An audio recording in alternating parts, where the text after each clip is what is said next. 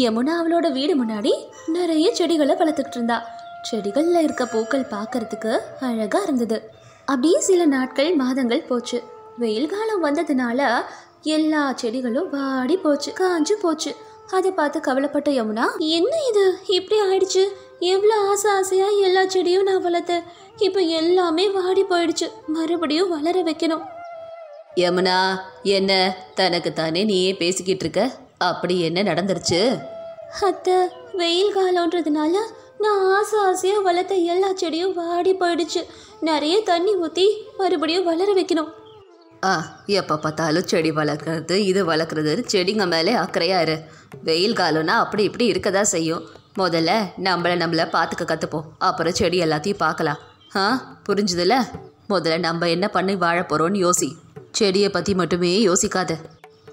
ஆமாம் அத்தை, நீங்கள் சொல்கிறதோ கரெக்டு தான். இப்போவே என்னால் வேலை செய்ய முடியல, அப்படி இருக்கு வெயில். வெளியே போயிட்டு வந்தா அப்படியே சுருண்டு படுத்துடுற.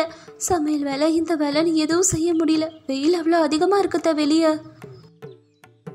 சரி சரி, ரொம்ப பசிக்குது எனக்கு. இப்படியே பேசிக்கிட்டே இருந்தோன்னா எந்த வேலையும் நடக்காது. முதல்ல சட்டு புட்டுன்னு சமையலை முடிச்சுட்டு என்னை கூப்பிடு. சமையல் எல்லாம் முடிச்சுட்டு சாப்பிட உட்காந்தாங்க 2 பேரும். கரெக்டாக அப்போ தான் ஃபேனு நின்றுச்சு. அதை பார்த்தா யமுனா, இப்போ தான் இந்த ஃபேன் எல்லாம் நிற்கணுமா? ஏற்கனவே வெயில் தாங்க முடியல. கடவுளே, இப்போ தான் கரண்ட் போகணுமா? ஏன்பா சோதிக்கிற? ஆமாம் யமுனா, இப்போ தான் நானே சாப்பிடலான்னு வந்து உக்காந்தேன். அதுக்குள்ளே இந்த ஃபேன் வேறு நின்று போச்சு. இப்போ தான் கரண்ட்டை பிடுங்குவானுங்கண்ணா. எங்கேருந்து கொஞ்சம் நிம்மதியாக சாப்பிடக்கூட விட மாட்டேங்கிறானுங்க. வெயில் கொளுத்துது. இந்த வெயிலில் எப்படி சூடாக சமைச்சு சாப்பிட்றது? ஐயோ கடவுளே, ஏப்பா இப்படி எல்லாம் சோதிக்கிற? இந்த வெயிலில் இப்படி கரண்ட் இல்லாமல் நாங்கள் எப்படி தான் இருக்க போகிறோமோ? என்னவோ இந்த வெயில் காலத்தில் தான் விதவிதமான பிரச்சனைலாம் வருது அப்படின்னு மாமியாரும் மருமகளும் பேசிக்கிட்டு இருக்கும்போது தான் பக்கத்து வீட்டு ரத்னம் அங்கே வந்தாங்க.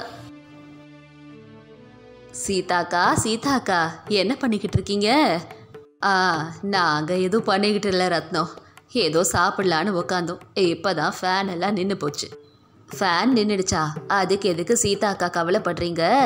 பக்கத்தில் ராஜுன்னு தெரிஞ்ச ஒரு பையன் இருக்கான், அவன்கிட்ட சொல்லுங்க, அவன் சூப்பராக ரிப்பேர் பண்ணி கொடுப்பான். எங்களுக்கெல்லாம் அப்படி தான் அவன் பண்ணி கொடுத்தான். அவனை கூப்பிட்டு ரிப்பேர் பண்ணிக்கோங்க. அப்படியா? அந்த ராஜுவை பார்த்து எப்படியாவது ஃபேனை சரி செய்ய சொல்கிறேன். என் பையன்கிட்ட சொல்லுறேன், அவன் பார்த்துப்பான். ஆமாம், நீங்கள் என்ன வந்திருக்கீங்க? ஏதாவது வேலை விஷயமா வந்தீங்களா? ஆமாங்க்கா, எங்கள் வீட்டில் ஒரே தண்ணி பிரச்சனை, அதான் உங்ககிட்ட கேட்டு உதவி கேட்கலான்னு வந்தேன். குடிக்கிறதுக்கு கூட தண்ணி இல்லாமல் இருக்கும். தண்ணி பிரச்சனையாக இருக்குக்கா வீட்டில். அதனை பார்த்தேன். சும்மா வந்துட மாட்டிங்களே, ஏதாவது பிரச்சனையோ இல்லை வேலை ஆகணுன்னு தான் ஏன் வீட்டுக்கு வருவீங்க? சரி சரி பரவாயில்ல ரத்னம், எங்கள் வீட்டில் ஒரு கொண்டா தண்ணி இருக்குது, அதை எடுத்துகிட்டு போ. சரி சீதா, அப்போ எனக்கு அந்த தண்ணியை கொடுங்க, நான் வீட்டுக்கு எடுத்துகிட்டு போகிறேன். அதுக்கப்புறமா ரத்னம் அந்த குடத்துல இருந்த தண்ணியை எடுத்துக்கிட்டு போயிட்டாங்க. அடுத்த நாள் காலையில் அந்த மாமியாரும் மருமகளும் பேசிக்கிட்டே நடந்து போய்கிட்டு இருந்தாங்க. என்னவோ யமுனா, தண்ணிக்கு கஷ்டம், வெயில் காலம் வேற, என்ன பண்ண போகிறோன்னு ஒன்றும் புரியல. ஏந்தா நீங்கள் சொல்கிற மாதிரி உங்களுக்கு அவ்வளோ கஷ்டமாக இருந்தா நம்ம வீட்டிலே இருந்திருக்கலாம்ல. இப்போ எதுக்கு நம்ம வெயிலில் வேலைக்கு போகணும்? ஏமா, வேலைக்கு போகலனா பணம் எப்படி வரும்? வீட்டில் சும்மா இருந்தால் பணம் வந்துருமா என்ன? நம்ம தான் வேலைக்கு போய் பொழைக்க வழியை பார்க்கணும். அப்படி பேசிக்கிட்டே இருக்கும் போது சீதம்மா திடீர்னு மயக்கம் போட்டு விழுந்துட்டாங்க. அப்புறம் கண்ணை திறந்து பார்க்கும் போது டாக்டர் அவங்களுக்கு வைத்தியம் பார்த்துக்கிட்டு இருந்தாங்க. நான் எப்போ எங்கே இப்படி வந்தேன்? நம்ம வேலைக்கு தானே போய்கிட்டு இருந்தோம். அத்தா, நீங்கள் திடீர்னு மயக்கம் போட்டு விழுந்துட்டீங்க. உடம்புக்கு முடியலன்னு நான் தான் எப்படியோ கஷ்டப்பட்டு வீட்டுக்கு கூட்டிட்டு வந்தேன். மேடம், உங்களுக்கு வெயில் ஒத்துக்கல நினைக்கிறேன். வெயில் வெளியே ஜாஸ்தியா தான் இருக்கு, அதனால வெளியே போகாம கொஞ்சம் வீட்லயே ரெஸ்ட் எடுங்க. வயசாகுதுல, நல்ல சத்தான உணவா சாப்பிடுங்க. இப்பதான் வேலைக்கு போகணும்னு போனீங்கன்னா உங்களுக்கு தான் கஷ்டம். அப்ப எப்பையில இருந்து டாக்டர் வெளியே வேலைக்கு போறது? அத்தை, இப்பதான் மயக்கம் போட்டு கொஞ்சம் தெளிஞ்சிருக்கீங்க, உடனே வேலை பத்தி யோசிக்கிறீங்க. நான் தான் இருக்கேன்ல, ஒன்றும் நீங்கள் வேலைக்கு போக தேவையில்ல, ரெஸ்ட் எடுங்க. எல்லாத்தையும் அப்புறம் பார்த்துக்கலாம் அத்தை. சொல்கிறது கேளுங்க, ஆரோக்கியத்தை விட வேலை ஒன்றும் பெருசு இல்லை. கஷ்டத்தை எல்லாம் சமாளிச்சுக்கலாம், பிரச்சனை இல்லைத்த. ஒழுங்கா ரெஸ்ட் எடுங்க. ஆமா மேடம், உங்க மருமக சொல்றதும் கரெக்ட் தான். கொடுக்குற மாத்திரை எல்லாம் வேலைக்கு கரெக்டா போடுங்க. ஆரோக்கியத்தை நல்லா பார்த்துக்கோங்க. அப்படி சொல்லிட்டு டாக்டர் அங்கேருந்து கிளம்பி போயிட்டாரு. டாக்டர் வந்துட்டு போன விஷயத்த கேள்விப்பட்டு சீதம்மாவோட கணவர் பிரசாத் அங்க வந்தாரு. என்ன சீதா, என்ன டாக்டர் எல்லாம் வந்துட்டு போறாங்க வீட்டுக்கு? ஏற்கனவே என்ன டார்ச்சர் பண்ணது பத்தாதா? உன்னால நிறைய பிரச்சனை ஆச்சு. அதனால எங்க அப்பா அம்மாவே போய் சேர்ந்துட்டாங்க. இப்ப யாருக்காக இந்த டிராமாவை நடத்திக்கிட்டு இருக்க? எதுக்கு இப்படி பண்ணிக்கிட்டு இருக்க? திருந்தவே மாட்டியா நீ? எல்லாம் டாக்டரை வர வச்சு எதுக்கு இந்த டிராமா? ஏங்க, நானே உடம்புக்கு முடியாம இருக்கேன், டாக்டர் வந்துட்டு பார்த்துட்டு போறாரு. உங்களுக்கெல்லாம் கொஞ்சம் கூட என் மேல கருணையே இல்லையா? வாய்க்கு வந்தபடி என்ன திட்டுறீங்களே, அக்கறை இல்லை என் மேல. இப்ப கூட பணம் பணம் தானே, வேலைக்கு போகணும்னு ஆசைப்படுற, வீட்டுல உட்காந்து ஓய்வு எடுக்கிறியா நீனு? அதெல்லாம் இல்ல. அப்பப்பா மாமா, நீங்களாவது சும்மா இருங்க. முதல்ல உங்க 2 பேருக்கும் டீ போட்டு எடுத்துட்டு வரேன் அப்படின்னுட்டு யமுனா சொல்லிட்டு 2 பேருக்கும் டீ, சாப்பிட்றதுக்கு நிறைய சத்தான பழங்கள் எல்லாம் எடுத்துட்டு வந்தா. அப்பதான் எதிர் வீட்டு சுஜாதா அங்க வந்திருந்தா. சீதாக்கா, என்னாச்சு? மயக்கம் போட்டு விழுந்துட்டீங்களாமே, கேள்விப்பட்டேன். நான் மயக்கம் போட்டு விழுந்த விஷயம் என் பையனுக்கே தெரியாது, உனக்கு எப்படி தெரிய வந்தது? அது உங்க கணவர் இருக்காரு இல்லையா, அவர் தான் ரொம்ப பதட்டமா வீட்டுக்கு வரத நான் தான் பார்த்தேனே. அதான் மாமா, அக்காக்கு என்ன ஆச்சு, இப்படி பதட்டமா வீட்டுக்கு போறீங்களேன்னு அவரை பிடிச்சு கேட்டேன். அவர் தான் விஷயத்த சொன்னாரு, கேள்விப்பட்டு இங்க வந்தேன். சுஜாதா அப்படி பேசுறத பார்த்துட்டு பிரசாத் அப்படியே கேட்டுக்கிட்டு அமைதியா இருந்தாரு. ஏங்க, உங்களுக்கு வேற வேலையே இல்லையா? எனக்கு என்ன ஆச்சு ஏதாச்சுன்னு ஊரு ஃபுல்லா டமர் அடிப்பீங்க போல இருக்கே. வேலை இருந்தா போய் பார்க்க வேண்டியதானே, எதுக்கு என்ன குத்த சொல்லவோ என்னை பத்தி சொல்லவோ இருக்கீங்க? அம்மாடி சுஜாதா, நான் நல்லா தான் இருக்கேன். முதல்ல நீ உன் வீட்டுக்கு கிளம்புமா, உன் வீட்டில் தேடுவாங்கல்ல. அக்கா, எங்கள் வீட்டில் கொஞ்சம் தண்ணி வரல, கொஞ்சம் உங்கள் வீட்டில் தண்ணி பிடிச்சி கொடுங்களேன், உதவியாக இருக்கும்ல. மாடி சுஜாதா, இதுல என்னமா இருக்கு தயங்கி தயங்கி கேக்குற? நீ உன் வீட்டுக்கு போ, நானே தண்ணிய புடிச்சிட்டு வந்து உன் வீட்டுல கொண்டு வந்து வைக்கிறேன். ரொம்ப சந்தோஷம் மாமா. அப்ப கொண்டு வந்து நீங்களே வச்சிருங்க, நான் கிளம்புறேன் அப்படி சொல்லிட்டு அங்கிருந்து சுஜாதா கிளம்பி போயிட்டாங்க. பக்கத்து வீட்டில் உதவி செய்யறதுக்கே நீங்க வந்திருக்கீங்க, என் மேல எந்த அக்கறையும் காணும். போங்க போங்க, அவங்க கஷ்டப்படுறாங்களே, தண்ணி பிடிச்சிட்டு அவங்க கொண்டு போய் வீட்டில் வச்சுட்டு வாங்க. எதுக்கு இங்கே நின்றுட்டு இருக்கீங்க? அதுக்கப்புறமா பிரசாத் பைப் எடுத்து குடத்துல தண்ணி பிடிச்சிக்கிட்டு இருந்தாரு. கொஞ்ச நேரத்துல தண்ணி நின்றுடுச்சு. ஐயோ, தண்ணி நின்றுடுச்சே, வராம போயிடுச்சுட்டே. சரி, பிடிச்ச வரைக்கும் கொண்டு போய் கொடுத்துட்டு வந்துருவோம். அப்படி குடத்துல தண்ணி பிடிச்ச வரைக்கும் பிரசாத் அந்த குடத்தை கொண்டு போய் சுஜாதா வீட்டுல கொடுத்தாரு. இருக்கிற எல்லா தண்ணியும் காலி பண்ணி அந்த சுஜாதா வீட்டுல கொண்டு போய் கொடுத்துட்டு வந்துட்டீங்க. நாளையில இருந்து நம்ம வீட்டுக்கு என்ன நிலைமைன்னு யோசிச்சிங்களா? என்ன பண்ண போறோமோ? அந்த சமயம் யமுனா அங்க வந்தா. அத்தை அத்தை, ஒரு பெரிய விஷயம் ஒண்ணு நடந்துருச்சு. என்ன என்ன ஆச்சு யமுனா, சீக்கிரம் சொல்லு. அத்தை, நாளைக்கு உங்க பொண்ணு வீட்டுல இருந்து சொந்தக்காரங்க எல்லாம் வராங்க அத்தை. இப்பதான் போன் பண்ணி சொன்னாங்க. இப்ப எதுக்கு இவ வரா? இவ வந்தானா சும்மா இருக்க மாட்டாளே. இவ வீட்டுக்காரங்கெல்லாம் வந்து இந்த வேலை அந்த வேலைன்னு வேலை சொல்லிட்டு இருப்பாங்க, சாப்பிட்டுக்கிட்டே இருப்பாங்க. வாயை திறந்தா சாப்பிட்றது, நல்லா சாப்பிட்டுக்கிட்டே இருக்க வேண்டியது, இதை மட்டும் தானே பண்ணுவாங்க. யமுனா, நீ மட்டும் எப்படி எல்லா வேலையும் தனியா பண்ண போறியோ? நான் மட்டும்தான் இருக்கேன் உனக்கு உதவி செய்ய. நான் உன் கூட மாட வந்து எல்லா உதவியும் செய்யறேம்மா. அவ கொஞ்சம் கூட உதவி செய்ய மாட்டா. ஆமா அத்தை, ஆனா எனக்கு கல்யாணம் ஆகி இப்பதான் அவங்க முதல் தடவையா வராங்கன்னு நினைக்கிறேன். நீங்க ரெஸ்ட் எடுத்துக்கோங்க அத்தை, நான் பாத்துக்கிறேன். நீங்க எந்த வேலையும் செய்யாதீங்க, என்னால சமாளிக்க முடியும், நம்புங்க அத்தை. அதுக்கப்புறம் யமுனாவே எல்லா வேலையும் ஆரம்பிச்சா.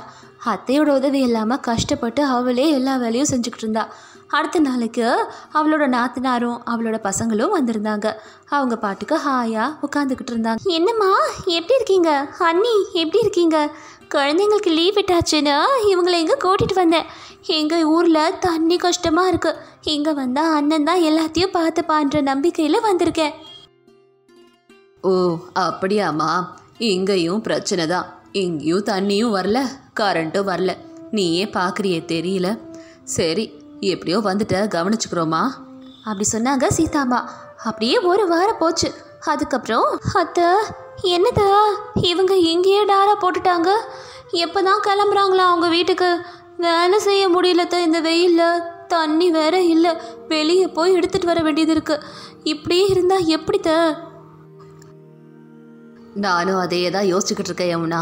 சொந்த பொண்ணு தான் இருந்தாலும் இப்போ இருக்க நிலைமைக்கு நம்மளால் எங்கேருந்து வேலை செய்ய முடியுது?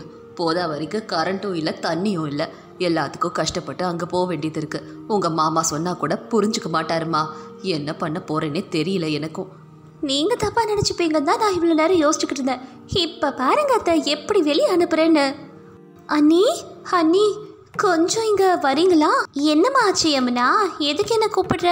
என்ன? அது ஒன்றும் இல்லை அண்ணி, கொஞ்சம் வீட்டில் காசுக்கு கஷ்டமாக இருக்குது. உங்கள் கையில் இருக்க காசு கொஞ்சம் கொடுக்குறீங்களா? இப்போ அத்தைக்கு வேற உடம்பு முடியல, வீட்டு செலவெல்லாம் எப்படி சமாளிக்கிறதுன்னு தெரியல. காசு கொடுங்க நீ. கொஞ்ச நாள் கழித்து நீங்கள் வீட்டுக்கு போனதும் திரும்ப கொடுத்துட்றேன். இப்போவே நேரம் ஆயிடுச்சு, சாமான் எல்லாம் வாங்கணும் அண்ணி. வீட்டில் சமைக்கிறதுக்கு அத்தைக்கு மருந்து மாத்திரை வாங்குறதுக்கெல்லாம் காசு வேணும்ல, எப்படி சமாளிக்க போகிறோம்? கொடுங்க அண்ணி. இப்படி யமுனா தினமும் அவகிட்ட காசும் வாங்கிக்கிட்டு வெளியே போகிறதுனால அவள் நாத்தனாரே வீட்டில் வேலை செய்கிற மாதிரி ஆயிடுச்சு. பயந்து அங்கேருந்து ஓடியே போயிட்டா அவளோட நாத்தனார். மருமகளோட தெளிவை நினச்சி மகிழ்ச்சி ஆனாங்க மாமியார். அப்புறம் அந்த ஊருக்கே ஒரு வாட்டர் டேங்கரை வர வச்சு ஊரில் இருக்க தண்ணி பிரச்சனையை யமுனா தான் சரி பண்ணா. அதை நினச்சி பெருமைப்பட்டாங்க மாமியார். சந்தோஷமாக இருந்தாங்க. சுபத்ராபுரம்ன்ற கிராமத்தில் சீதா கீதான்னு 2 பெஸ்ட் ஃப்ரெண்ட்ஸ் இருந்தாங்க. ஒருத்தர் பிரிஞ்சுக்காம வாழ்ந்துக்கிட்டு இருந்தாங்க. கொஞ்சம் வருடங்கள் கழிச்சு சீதா மேல் படிப்பு படிக்கிறதுக்காக பட்டணத்துக்கு போயிட்டா.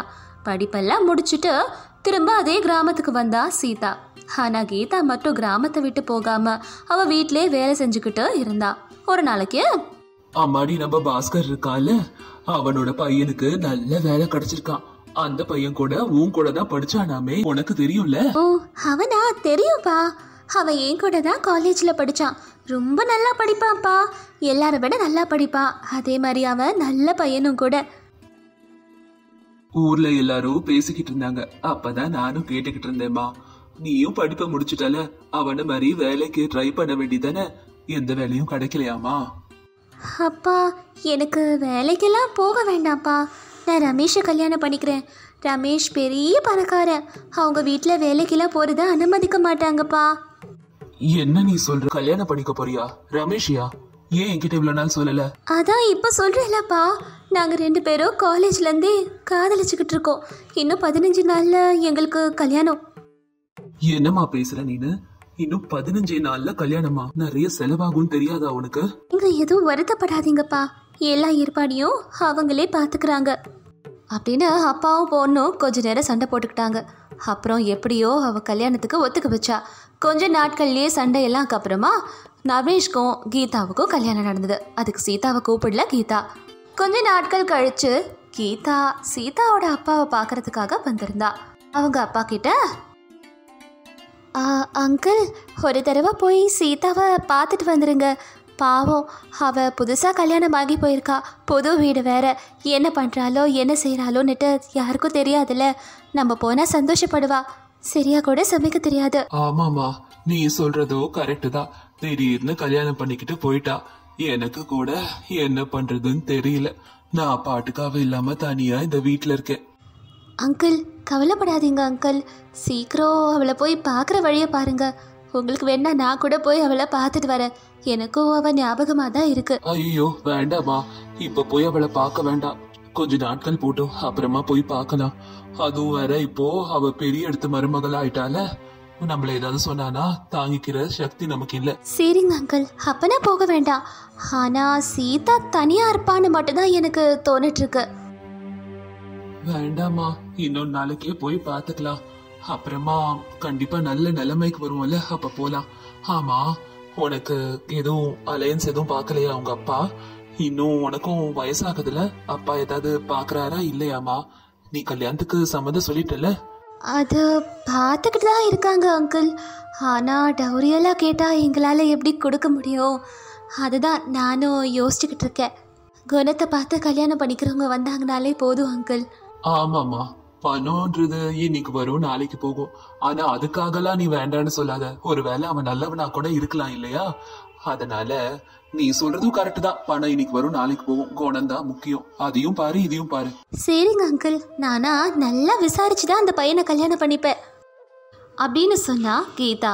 கொஞ்ச நாட்கள்லே கீதாக்கும் சுரேஷ்னு ஒரு 7 வீட்டு பையனுக்கும் கல்யாணம் ஆச்சு. கல்யாணமாகி அவங்களோட வீட்டுக்கு போனாங்க. ஆனால் அந்த வீடு அவங்களுக்கு பத்தாததுனால சரியில்லாததுனாலையும் கீதாவும் சுரேஷும் புது வீட்டுக்கு மாறி போயிட்டாங்க. அந்த புது வீடு கரெக்டாக சீதாவோட வீட்டுக்கு எதிர்க்க தான் இருந்தது. புது வீட்டில் எல்லா ஏற்பாடுகளையும் செஞ்சாங்க 2 பேரும். ஒரு நாளைக்கு சீதா கீதாவை பார்த்ததும் அவகிட்ட ஓடி வந்தா. ஹே கீதா, நீ என்னடி பண்ற இங்க? பார்த்து எவ்வளோ நாள் ஆச்சு. ஒரு தடவையாவது என்னோட புது வீடை பார்க்க வந்திருக்கலாம்ல. அதெல்லாம் இருக்கட்டும். ஆமாம், நீ இங்கே என்ன பண்ணுற? நீ அப்பாவோட வீட்டு எதிர்க்க தானே இருப்ப? ஆமாம் சீதா, நீ சொல்கிறது கரெக்டு தான். உங்கள் அப்பா வீட்டு பக்கத்தில் தான் நான் இருந்தேன். கொஞ்ச நாட்கள் முன்னாடி தான் எனக்கு கல்யாணம் ஆச்சு. அவரோட வீடு கொஞ்சம் சரியில்லை, அதான் புது வீடா இந்த வீடை பார்த்து இங்கே வந்துட்டோண்டி. என்ன கீதா, ஒரு 7 வீட்டு பையனையா கல்யாணம் பண்ணியிருக்க? கொஞ்சமாவது யோசிக்க மாட்டேன். பைசா இல்லாமல் எப்படி வாழ முடியும்? என்ன பார்த்தியா, ஹாயா பணக்காரனா பார்த்து பிடிச்சிக்கிட்டேன். நான் பணத்துக்காக என் கணவரை கல்யாணம் பண்ணிக்கலடி. ஆனால் இவர் ரொம்ப நல்லவர். என்னை பற்றியே எப்பயும் யோசிப்பார். என் பின்னாடியே சுற்றி சுற்றி வருவார் தெரியுமா? என்னை தாங்குன்னு தாங்குறாரு. இது போதாதா எனக்கு? சரி, எனக்கு எதுக்கு அந்த விஷயம் எல்லாம்? ஒரு நாளைக்கு கண்டிப்பாக நீ என் வீட்டுக்கு வரணும் அப்படி சொல்லிட்டு சீதா அங்கேருந்து போயிட்டா. அப்படியே கொஞ்சம் நாட்கள் போச்சு. ஒரு நாளைக்கு, என்னங்க, நம்ம இந்த வீட்டுக்கு வந்து ரொம்ப நாட்கள் ஆயிடுச்சு இல்லைங்க. அந்த பழைய வீட்டுக்கிட்ட தான் என் ஃப்ரெண்ட்ஸ் யாரும் இல்லை. உங்களுக்கு ஒன்று தெரியுமா? என் பெஸ்ட் ஃப்ரெண்ட் சீதா நம்ம வீட்டை எதிர்க்க தான் இருக்கா. ஒரு தடவை போய் அவளை பார்த்துட்டு வரட்டுமாங்க? ப்ளீஸ்ங்க, ரொம்ப நாள் ஆச்சு அவளை பார்த்து. என்னம்மா, எல்லாத்தையும் என்ன கேட்டே பண்ணணும்னு அவசியம் இல்லை. உனக்கு என்ன பிடிச்சிருக்கோ அதை பண்ணு. நான் வேண்டான்னு சொல்லவே போறது கிடையாது. சரிங்க அப்படி சொல்லிட்டு கீதா சீதாவை பார்க்கறதுக்காக அவள் வீட்டுக்கு போனா. அவளோட மாமியார் கிட்ட இப்படி கேட்டா, ஆண்டி, சீதா ரொம்ப பிஸியா இருக்காளா என்ன? ஆமாம்மா, அவள் கிச்சனில் தான் சமைச்சிக்கிட்டு இருக்கா. சமைக்க போகிறேன்னு சொல்லிட்டு தான் போனா. ஆனால் பாட்டு சத்தத்தை பற்றியா இந்த அளவுக்கு கேட்குது. சமைக்கிறாளோ என்னவோ. நான் போய் நீ வந்திருக்கன்னு அவகிட்ட சொல்கிறேன். உடனே மாமியார் போய் சீதா கிட்ட அவள் ஃப்ரெண்ட் வந்திருக்கதா சொன்னாங்க. சீதா அங்கே வந்து, ஹே கீதா, வாடி, வா வா வா, வந்து உட்காரு. அப்போ என்னைக்கோ பார்த்தோம், இப்போ மறுபடியும் வந்திருக்கே, சந்தோஷம்தான். அன்னைக்கு கூப்பிட்டதுக்கு இப்போதான் கால் முளைச்சிருக்கா உனக்கு வரத்துக்கு? அப்படிலாம் இல்லை சீதா, இதோ இப்போதான் வந்தோம் இல்லையா இந்த வீட்டுக்கு, அதான் எல்லாம் ஏற்பாடெல்லாம் பண்ணிட்டு இவ்வளோ நாள் ஆச்சு எல்லாம் சரி செய்யறதுக்கு. ஆமாண்டி, ஆமாம் அதெல்லாம் இருக்கட்டும். இந்த வெயிலில் இருக்கவே முடியல. ஏசி இல்லாமல் இருக்க முடியல தெரியுமா, என்னால் கொளுத்துது. ஆமாம் சீதா, இப்போல்லாம் இந்த வெயில் தாங்கவே முடியறதில்ல தான். ஆனால் எங்களது ஒரு குடிசை வீடு தானே, கொஞ்சம் சில்லுன்னு தான் இருக்குது. அங்கங்கே நாங்கள் சில் தண்ணிலாம் வச்சு ஈரத்துண்டெல்லாம் போட்டிருக்கோம். என்னால் ஏசி இல்லாமல் இருக்கவே முடியல தெரியுமா? சமையல் செய்யும் போது கூட எனக்கு கண்டிப்பாக ஏசி வேணும். ஏசி இல்லாமல் பயங்கரமாக வேர்க்குது. சமையல் கட்டாக இருந்தாலும் சரி, கார்டனிங்காக இருந்தால் கூட சரிதான். ஆமாம்மா, இவ பெரிய ராஜவம்சத்துலேருந்து வந்திருக்கா. நடக்கும் போது ஏசி, தூங்கும் போது ஏசி, சமைக்கும் போது ஏசி, பாத்ரூம் கழுவும் போது ஏசின்னுட்டு நல்லா என் பையனை பிடிச்சிக்கிட்டா. இவ என்ன பண்ணுறது, எல்லாம் ஏன் தலை எழுத்து. கணவன் மனைவினா எப்படி இருக்கணும்னு கூட இந்த பொண்ணுக்கு தெரியல. இதில் ஏசி கீசின்னுட்டு வேற நல்லா பேசுது. வாய் மட்டும்தான், வேற ஒன்றும் கிடையாது. நம்ம காலத்துலலாம் இதுங்க இருந்திருந்தா என்ன பண்ணியிருக்குங்க. இன்னும் சீதாவோட மாமியார் இவங்க என்னதான் பேசுறாங்கன்னுட்டு சோஃபால உட்காந்து கேட்டுக்கிட்டு இருந்தாங்க. வா கீதா, நான் உனக்கு என்னோட மியூசிக் சிஸ்டமையும் கிச்சனையும் காட்டுறேன் அப்படின்னு சீதா கீதாவை கூட்டிட்டு போயிட்டு அவ ரூம்ல இருந்த மியூசிக் சிஸ்டமை காட்டினா. அட சீதா, இந்த மியூசிக் சிஸ்டம் ரொம்ப நல்லா இருக்கு. உன் வீடு கூட பார்க்க ரொம்ப அழகா இருக்குடி. சரிடி, நான் கிளம்புறேன். வீட்டில் நிறைய வேலை இருக்கு. சமைக்காம கூட இங்கே வந்திருக்க தெரியுமா? போய் வீட்டு வேலையை பார்க்கணும். எனக்கு அந்த பிரச்சனைலாம் இல்லை, நான் எப்பயோ முடிச்சிட்டேன். ஏன்னா நான் கம்மியாக தான் சமைப்பேனே. என் கணவரும் இங்கே வந்து சாப்பிட மாட்டாரு. அத்தைக்கும் எனக்கும் தானே பார்த்துக்குறோம். அப்படியா? உன் கணவர் வீட்டில் வந்து சாப்பிட மாட்டாரா என்ன? ஆமாம் கீதா, எப்பயும் வேலைன்னு பிஸியாக இருப்பார். அவருக்கு நேரமே கிடைக்காது. சரிடி, ஒரு நாள் கண்டிப்பாக என் வீட்டுக்கு வா. நான் நல்லா சமைக்கிறேன். நான் உனக்கு சமைச்சு போடுறேன், சாப்பிடு. சரி நான் வரேன், ஒரே நிமிஷம் இரு. சீதா கீதா வீட்டுக்கு வரேன்னு சொன்னதுனால சீதாவோட மாமியார் கிட்ட கீதா பெர்மிஷன் வாங்கினா. அதுக்கப்புறம் கீதாவும் சீதாவும் கீதாவோட வீட்டுக்கு நடந்து போய்கிட்டு இருந்தாங்க. அத்தை, யாரு வந்திருக்கான்னு பாருங்க, என் ஃப்ரெண்டு. என்னம்மா வெளியே நின்று பேசிக்கிட்டு இருக்க? அந்த பொண்ணை உள்ள கூட்டிட்டு போய் சாப்பிட ஏதாவது கொடு. சீதா அவளோட வீட்டுக்குள்ள போய் உட்காந்தா. அக்கம் பக்கம் நல்லா சுத்தி பார்த்தா சீதா. என்னடி இவ்வளோ சின்னோண்டு வீட்டில் இருக்க? நீங்களே நிறைய பேர் இருக்கீங்க, வெப்பம் வேற ஜாஸ்தியாக இருக்கும். ஆமாம், உங்களுக்கு இந்த வீடு கரெக்டாக இருக்கா? எங்களுக்கு கரெக்டாக தானே இருக்கு. எங்கள் 3 பேருக்கு இது போதும். அவரும் வேலைக்கு போயிட்டு சாயந்தரம் தான் வருவார். அது வரைக்கும் நானும் அத்தையும் தானே இருக்க போகிறோம். அதனால இது போதும்டி எங்களுக்கு. ஆமாடி கீதா, இன்னுமா சமைக்க ஆரம்பிக்கல? நேரம் ஆகுது பாரு. உன் ஃப்ரெண்டு வேற வந்திருக்கா, விருந்து கொடுக்க தேவையில்லையா? அப்புறமா நீ வெயிலெல்லாம் போய் சமைக்காத, வெயில் ஜாஸ்தியாக இருக்கு, இங்கேயே சமைச்சிரு. இல்லை இல்லைத்த, நான் வெளியே சமைக்கிறேன். வெளியே போய் சமைச்சாவாது சீக்கிரமாக சமைச்சு முடிச்சிடுவேன். இங்கே சமைச்சா அனல் முழுக்க வீட்டில் இருக்கும் த. வெளியே போய் சமைச்சு சீக்கிரம் முடிச்சிடுறேன். அதுக்கப்புறம் சீதாவும் கீதாவும் வெளியே போனாங்க. கீதா சீதாவுக்கு பிடிச்ச எல்லாத்தையும் வெயிலில் உட்காந்து சமைச்சுக்கிட்டு இருந்தா. சீதாவால் வெயில் தாங்க முடியல, வீட்டுக்குள்ளே வந்தா. அப்போதான் கீதாவோட கணவர் சுரேஷ் அப்பா வந்தாரு. கீதா, நான் உனக்கு பிடிச்ச ஜிலேபி வாங்கிட்டு வந்திருக்கேன். நல்ல சுட சுடன்னு இருக்கு. முதல்ல வந்து இதை சாப்பிடு, அதுக்கப்புறம் போய் வேலையை பாரு. அப்படிங்களாங்க? இருக்குங்க, கொஞ்சோண்டு வேலை தான் இருக்குது. முடிச்சுட்டு வந்து நல்லா சூடாக சாப்பிட்றேன். என் ஃப்ரெண்டு வேற வந்திருக்காங்க வீட்டுக்கு, அவர்கிட்ட போய் பேசுங்க. சுரேஷும் கீதாவும் பேசிக்கிட்டு இருந்ததை உள்ளேருந்து கேட்டுக்கிட்டு தான் இருந்தா சீதா. அதுக்கப்புறம் மறுபடியும் போய் சமைக்க ஆரம்பித்தா கீதா. இதெல்லாம் கேட்டு சீதா வெளியே வந்து, என்னடி ஓ கணவர் ரொம்ப நல்லவர்னு நினைக்கிறேன், ஒரு ரொம்ப நல்லா பார்த்துக்கிறாரு போல இருக்கே. ஆமாண்டி, பணம் இருந்தால் ஆஸ்தி இருந்து என்ன பிரயோஜனம் சொல்லு? நம்மளை அன்பாக அக்கறையாக பார்த்துக்கிற நல்ல கணவர் கிடைச்சா போதாதா? நம்ம அவங்கள கொஞ்சம் அன்பாக பார்த்துக்கிட்டாலே போதும், அவங்க நம்மளை தலையில் தூக்கி வச்சுக்கிட்டு கொண்டாடுவாங்க. நீ சொல்கிறது எல்லாம் சரிதாண்டி, ஆனால் நான் கூட இவ்வளோ நாள் தப்பாக இருந்துட்டேன். என் கணவரை கவனிக்காமையே விட்டுட்டேன். பணம்னுட்டு வெறும் பணத்துக்காக தான் அவர் கூட இருந்திருக்கேன். உங்களை பார்க்கும் போது எனக்கும் அவரை அக்கறையாக பார்த்துக்கணுன்னு ஆசையாக இருக்குடி. இனிமேல் நான் சந்தோஷமாக இருக்க போகிறேன்.